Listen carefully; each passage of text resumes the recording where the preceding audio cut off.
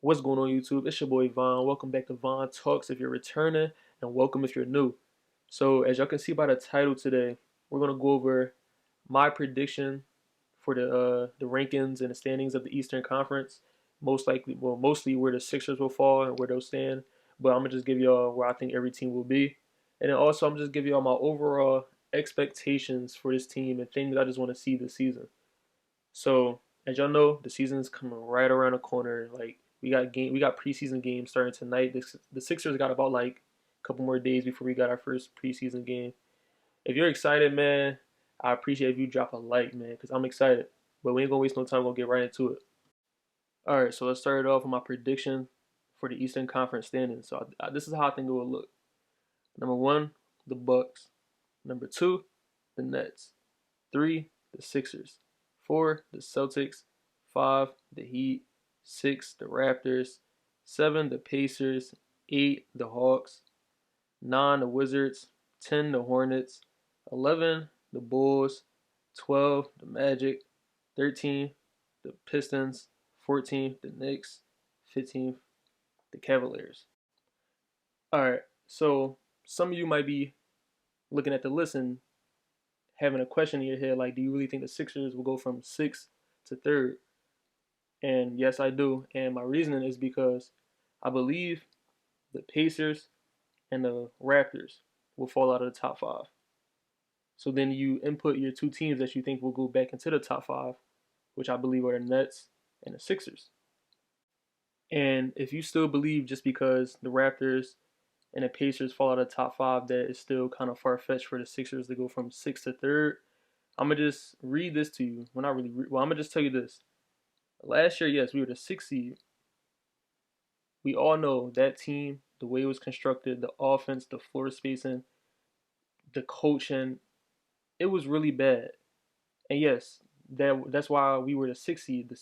That's not really good. We weren't out of the playoffs. We weren't the eighth seed, but it's still not good. The sixth seed is not good. But we were 43 and 30. Miami was 44 and 29, and the Pacers were 45 and 28. So what I'm saying is we were literally 3 games out from being the fourth seed last year with that team, and just the terrible spacing, the terrible offense. We were still 3 games out of being the fourth seed. Do I believe that this roster that we are coming into the season with is better than last year's? Absolutely. And do I think that this roster can guarantee us more than 4 wins of our record last year? Absolutely. So that is my reason why I think we go from sixth to third. Now, if you want to say, I don't think you'll be better than the Celtics, fine. I can understand that. For some reason, I do. I just think we'll be third. The Celtics would be fourth. But if you want to put the Celtics 3, 4, I'm not going to fight you about it. I think we'll be third. So now that we got that out the way, I want to move on to what I expect to see from this team this season. And honestly, there's nothing more simple than this right here. I expect this team to be way more fun to watch. Now, that might just sound like, what do you mean by that? Basically, last year watching that team, it was almost a struggle watching. Like, you got the sense from watching that team that they were trying very hard to score simply because of the spacing on the floor and just the offense. That team didn't look like they were having fun. It almost looked very forced and just clogged, put together, just didn't fit. Now with the spacing that we have on this floor, with the Seth Curry, Danny Green, and just getting Al Horford off the team, and the way this team is constructed, the floor is way more open now. And we all know back when the floor was open back in the 2017 days and all that, this team was super fun to watch. And I think we'll get back to that feeling of watching this team where we will definitely be a really good team. It's not just going to be that we're just going to be having fun. Like certain teams, I think this season that will be fun to watch that aren't still going to be that great. A team like the Hornets, like they'll be really fun just because of the Gordon Hayward and LaMelo Ball and just the young people that they have on the team. But I don't think they'll be still great. This team, I think they'll be super fun to watch, but also really good, just like how we were previous years. But just outside of, but also outside of the team just being more fun, I expect Ben Simmons and Joel Embiid to improve this season. Um, Last year, it kind of were down.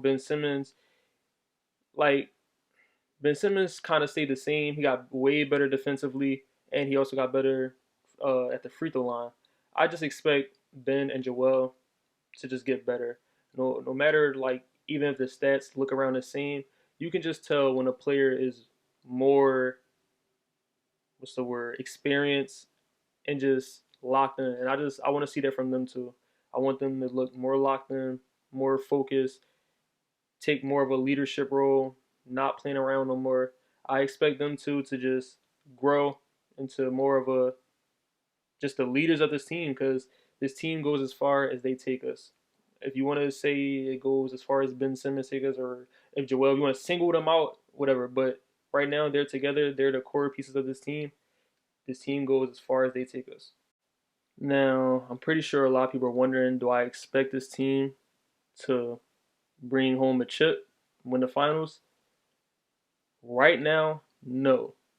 Now, I'm not saying I don't think this team can, because there are a lot of people that don't think this constructed team, like they're missing one piece to bring home that trophy. I would agree right now, but I have to see how this team clicks throughout the season. Basically what I'm saying is if this team is just very constructed and they mesh together, and it basically helps the growth of Ben Simmons and Joel to where they're at the point where we're like, yeah, these guys are legit top 10 players in this league on the same team. I honestly don't even the Seth Currys, the Danny Greens, the Tobias Harris. I think those pieces are enough to win a championship. As long as Joel Embiid and Ben Simmons elevate to that level where we're like, these dudes are for sure both top 10 players. Like every night, every game, they're top 10 players. We all Joel is a top 10 player, but as far as consistency wise, that's what messes him up. So what I'm saying is if they both are out there every night in the playoffs, the regular season, mostly in the playoffs, every night they're out there doing what they need to do. They're not shrinking in the moment. They're actually elevating this year. I think this team actually has enough to win. Honestly, I don't think we'll be missing a piece. It just depends on what Joel Embiid and Ben Simmons are like this year.